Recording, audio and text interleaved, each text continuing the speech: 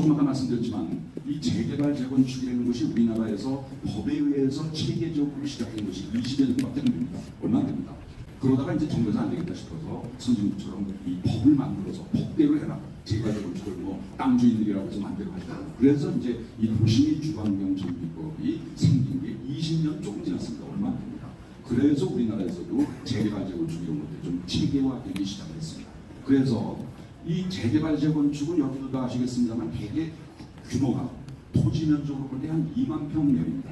2만 평, 뭐 큰 것도 있지만 한 2만 평에서 왔다 갔다 하는 그런 면적에 주로 재개발을 재건축을 합니다. 근데 이제 이게 한참 진행되는 중간에 이제 이명박 정부가 들어서고 하면서 이제 나온 게 이 뉴타운법입니다. 여러분들 잘 아시는 이 뉴타운법.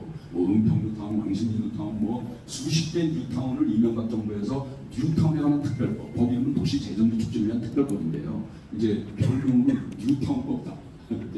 뉴타운을 그러니까 이분들이 이명박 정부가 들어서면서 요 2만 평 정도 재개발 재건축해갖고 언제 큰 아파트 단지를 지냐. 신도시를 지으면 좋겠는데 일산분당 신도시 많이 줬고 더 이상 신도시 지을 데도 없고 그러나 신도시보다는 못 가지만 이 일반 재개발 재건축 한 10배 정도 되는 뭐 10만 평, 20만 평, 30만 평 이런 엄청난 규모의 부지에다가 뉴타운을 지정을 해서 이렇게 크게 하자. 크게 해야 도로도 바둑판처럼 쫙 멋있게 나고 편하게 나고 공원도 여기저기 하고 주차도 쉽게 하고 이렇게 신도시는 아닐지언정 미니 신도시급으로 어떻게 크게 해보자 라고 그래서 나온 게 뉴타운입니다.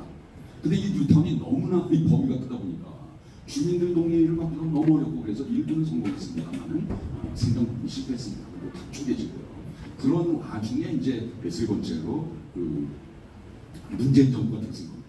그리고 이제 서울시는 돌아가신 박원순 시장님이 이제 시작을 하시고요. 그러면서 이분들은 재개발 재건축을 싫어했습니다. 뉴타운은 더욱더 그렇고 요 한 2만 평, 3만 평에서 하는 재개발 재건축도 싫어하고 특히 재건축이 아파트 폭등의 주범이다. 이래가지고는 인가도 안 내주고 그랬던 거 아닙니까? 여러분들 다 잘 아시는 얘기죠. 그러면서 만든 법이 요거 5년밖에 안 됐습니다. 요 법이 만들어진 지가. 그래서 한 5년 전에 빈집 및 소규모 주택 정비를 위한 특별법. 조그맣게 해라 합니다. 조그맣게. 재개발 재건축을 할 때 조그맣게 해라. 즉 일반 재개발 재건축이 한 10분의 1 정도군요. 그죠? 1000평, 2000평 정도의 동네 몇십 명의 지주들이 모여서 이렇게 그냥 알록달록하게 이렇게 좀 재밌게 조그맣게 해라. 이렇게 막 부시고 엄청 그냥 뭐 그렇게 하지 말고 그러면 여러 가지 혜택을 주겠다.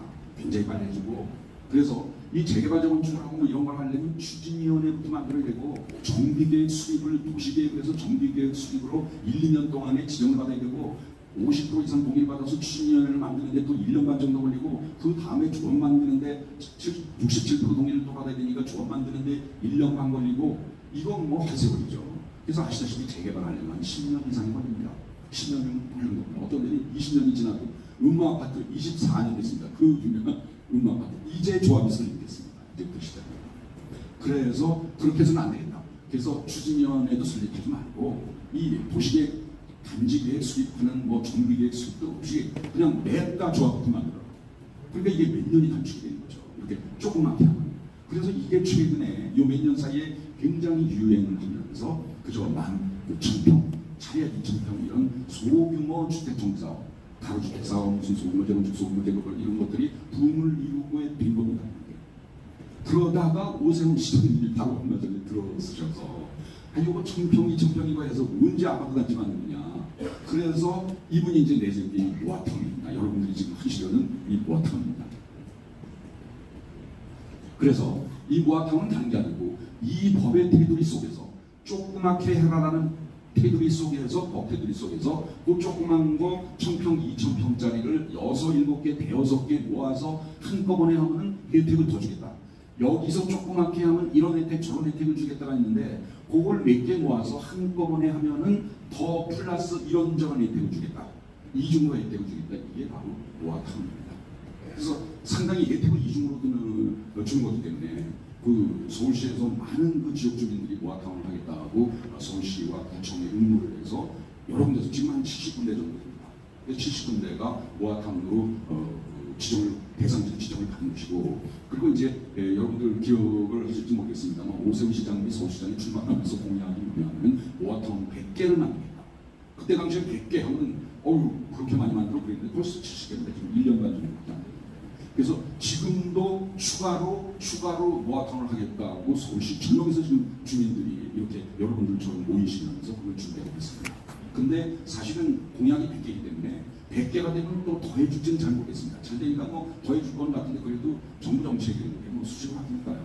그래서 여러분들이 모아타운에 관심이 있으시면 빨리 동선해서 빨리 신청을 해서 이 이중적인 혜택, 즉 요거를 하면 조그맣게 하면 혜택 주겠다라고 문재인 정부 내지는 박원순 시장님이 만든 그 혜택 플러스 오세훈 시장님이 그걸 몇 개 모아서 한꺼번에 하면 요러요러한 거를 더 플러스 혜택을 주겠다. 이 이중적인 혜택을 하는 데는 사실은 이렇게 시간이 없고 꼭 된다는 보장도 없고 서울시도 지금 예전하고 달라서 예전에는 많이 해주다가 70개 정도 되니까 뭐 공약이 100개인데 어느 정도 되는구나 이러고 조금 주춤하는 면이 있기도 하고 그래서 하시려면 빨리 해서 속전속결로 이거 하셔야 된다 이런 말씀을 드립니다.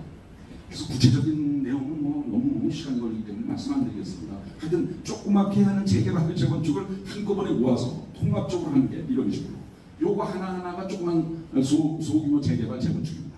이렇게 그래서 그런 걸 한 5개 이렇게 모아서 전체 하나의 단지처럼 통합 개발을 하자는 겁니다. 도시계획도 하고 단지계획도 하고 공원도 공통된 공원을 어디다 하고 공동주차장을 어디다 만들고 이런 것들을 통합적으로 하나의 단지처럼 하자는 거죠. 쉽게 말씀드려서. 그러면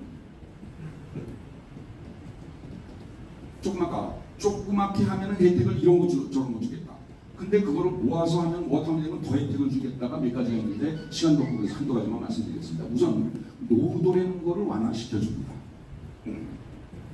그건 무슨 얘기냐 하면 이 재개발 재건축을 아무렇게나 아무데나 하라고 허가를 내주는 게 아닙니다. 여러분들 잘 아시지만 그래서 노후도가 67% 이상 3분의 2 이상이 돼야 정부에서 재건축해라 재개발해라 이렇게 인가를 해주는 겁니다. 즉 그 어느 구역이 이렇게 있을 때 그 구역 안에 건물을 다 지어서 그 총 건물 개수분지 3분의 2 이상이 30년 이상이 돼서 노후화됐다.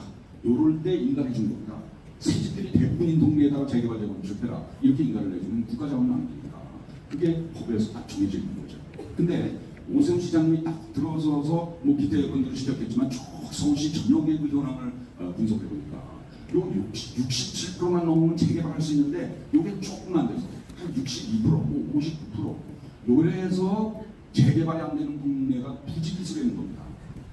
거의 반수 이상의 서울시의 동네들이 요게 몇 프로 안 돼가지고 이게 못하고 있고 재개발하고 싶은데 그런 동네들이 많다. 그래서 예상을 해서 요 10%만 맞춰줘도 많은 동네들이 재개발할 수 있겠다. 그래서 모아타운으로 만약에 동의를 주민들이 한다면 그거 57%로 낮춰서 노후도가 좀 모자라도 이 모아타운으로 재개발할 수 있도록 승인을 해주겠다. 이게 별거 아닌 거지만 엄청난 특혜입니다. 그래서 10% 낮추는데 그게 뭐 별거냐? 이제 일반인들은 그렇게 생각하실지 몰라도 아는 사람들은 이게 몇 프로가 모자라서 못하는 데가 하면 부지기수기 때문에 이 10%를 딱 낮춰주면 57% 그거 정도 이상이 되는 건 굉장히 많다. 여러분들 동네도 마찬가지입니다. 그래서 이런 혜택이 있고요. 그리고 층수를 완화해줍니다. 여러분들은 지금 이제 여러분들 아시겠지만 용도 지역이라는 게 있지 않습니까? 그래서 일반 주거지역, 무슨 뭐 상업지역, 중공업지역, 무슨 뭐 준주거지역 뭐 이런 것들 있죠. 그래서 이 주거지역에 또 1종, 2종, 3종이 있습니다. 그 중에는 뭐 전용주거 지역되는 것도 있고 복잡합니다. 아시다시피. 그런데 어느 구역으로 예를 들어서 주거지역만 말씀드리면 1종, 2종, 3종이 있는데 여러분들 용적률이라는 걸 대부분 아시겠지만 용적률이라는 건 뭐냐면 용적률이 내 땅을 이렇게 소비해 보니까 용적률이 200%다. 그건 뭐냐면 내 땅 위에다가 내 땅 면적의 200% 2배의 건물을 위에다가 질 수 있다. 이런 뜻입니다. 그래서 용적률이 200%라는 건 2배 건물을 질 수 있다는 거고 뭐 300%다. 상업지역은 여러분 700%, 800%입니다. 내 땅에 8배를 질 수 있는 겁니다. 그러니까 그냥 팍하게 올라가는 거예요. 상업지역은 여의도는. 50층 왔는데 그래서 그런데 모아타운으로 지정을 받게 되면 이 층수를 완화해줍니다. 여러분들은 지금 대부분 지역이 다 할 겁니다. 2종 일반 2종으로 돼 있는데 2종 주거지역으로 돼 있는데 단순 2종 주거지역이 아니라 안타깝게도 7층 이하는 못이 갖고 있습니다. 여러분들 동네에는 집을 지면은 집을 질 수 있지만 7층 이하는 줘야 됩니다. 그러니까 아파트를 지면은 7층 정도 아파트가 이게 뭔가 좀 부족하게 보이고 그렇지 않습니까? 아파트는 좀 10층 이상 돼야 되는 거죠. 근데 여러분들 동네는 현대 상태에서는 7층밖에 못 칩니다. 그게 조금 아까 말씀드린 것처럼 문재인 정부와 박원순 시장님이 만들어 놓은 그전에도 그 법이 조금 있었습니다. 어쨌든 그분들이 좋아하시던 이 가로주택 정비사업, 조그맣게 하는 가로주택 정비사업으로 여러분들이 동의를 하고 추진하시면 10층을 질 수 있습니다.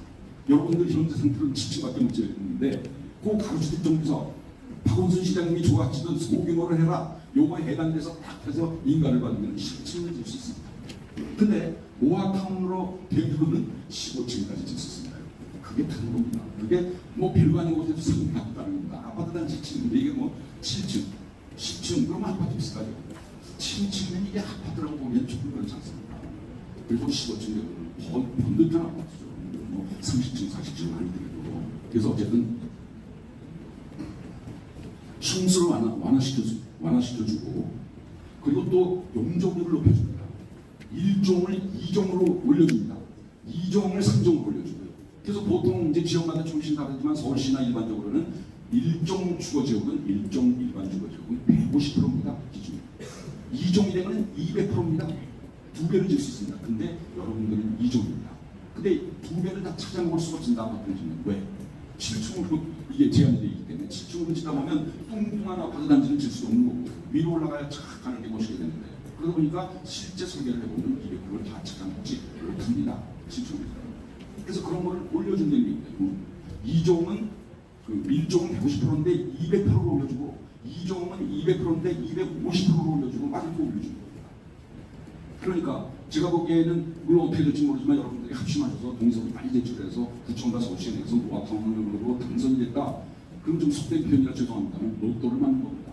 이게 1종을 2종으로 땅을 여러분들의 땅의 종류를 위로 올려주게 되는 건데 층수도 올려주고 그래서 뭐 그 외에도 여러 가지 혜택이 있는데 그것만 중요한 것 2가지만 말씀드리겠습니다. 여러분들의 동네로 들어가겠습니다. 모아타운이 뭔가는 그 정도로 말씀드리고 여러분들 동네는 물론 이렇게 이제 동네가 6개 구역으로 잘랐습니다만은 이건 그냥 추진위원님들의 임의로 자른 것이고 이렇게 이게 이제 요게 작아지고 이게 커지고 다 이제 앞으로는 변할 겁니다만 일단 이걸로 이제 시작하는 겁니다. 그래서 이 망원이동 모아타운 계획이다. 계획 아니고 이게 이제 실제로 구청이나 서울시에 우리가 이걸 제출해서 이렇게 하고 싶다. 그럼 이제 구청이나 시청에서 보고 나중에 허가를 낼 때 이건 그렇지만 이 중에 뭐 요건 빼고 5개만 하든지 아니면 요게 하나 더 붙여서 하든지 아니면 이거 도를 이렇게 나누지 말고 여기를 이렇게 나누지 말고 요걸 이렇게 가로로 나누라든지 뭐 이런 게 이제 변합니다. 어쨌든 이렇게 해서 신청을 하려고 여러분들의 추진위원들이 아까 나오셔서 말씀도 하셨습니다만 이렇게 계획을 하고 있습니다. 그래서 이게 성공을 하려면 모아타운 응모 동의서를 빨리 접수하셔야 된다. 그 다음에 이제 이 5개, 6개 구역이 합심해서 모아타운으로 통합 개발하는 것이 과제고 그게 굉장히 중요하고 쉽지 않은 일입니다. 즉 5개, 6개 구역이 모여서 예를 들어서 저희 같은 업체에도 공동으로 보고 특히 또 설계업체를 같이 보고 여기는 A랭 설계업체가 설계하고 여기는 뭐 B랭 설계업체가 설계하고 이래서는 안 됩니다. 하나의 설계업체를 하나만 뽑으셔서 통합적으로 어떤 설계를 하게 만들고 더구나 중요한 것은 시공사죠. 어디 뭐 모르겠습니다. GS 자이를 뽑으실지 포스코 도시락을 뽑으실지 뽑을 때 각 구역별로 여기는 뭐 포스코 여기는 뭐 무슨 롯데 이렇게 하면 안 되시는 거죠. 그건 하나하나 다 합쳐서 하나의 업체를 뽑아서 전체 아파트가 무슨 뭐 롯데캐슬, 뭐 GS 자이, 뭐 삼성레미안 이렇게 돼야 큰 단지가 아파트가 줄고 나홀로 단지는 아파트가 줄는 거예요. 그런 일들을 하셔야 되는 겁니다. 그래서 6개 구역이 나중에 건축 협정이라는 거를 법에 의해서 건축법에 의해서 협정을 체결하고 우리 다 같이 한다. 지하를 가능한 공동으로 하고 무슨 뭐 도로를 어디다 하고 공원을 어디다 하고 그리고 뭐 시공사는 같이 우리가 공동된 어떤 회사를 목표하고 이런 것들을 쫙 나열을 해서 협정을 맺어서 그래서 이 6개의 독립된 구역장님 지금 구역장님들이지만 나중에 조합장이 됩니다. 6개 조합이 따로따로 가는 겁니다. 원래는 법적으로. 근데 모아타운은 같이 가야 되는 거죠. 그래서 그렇게 같이 가야는 건축협정이 되고 요거는 저희 회사 얘기니까는 헌법에 그런 게 있기 때문에 그렇게 하는 겁니다. 그러나 이 상가에 대해서는 별로 규제가 없습니다. 상가는 우리 마음대로 할 수 있습니다. 그래서 상가를 잘 개발하면 규제가 되지 않고 상당히 그 사업성을 낼 수가 있다. 그래서 그 말씀을 드리겠습니다. 뭐 전문적인 얘기는 생각하겠습니다.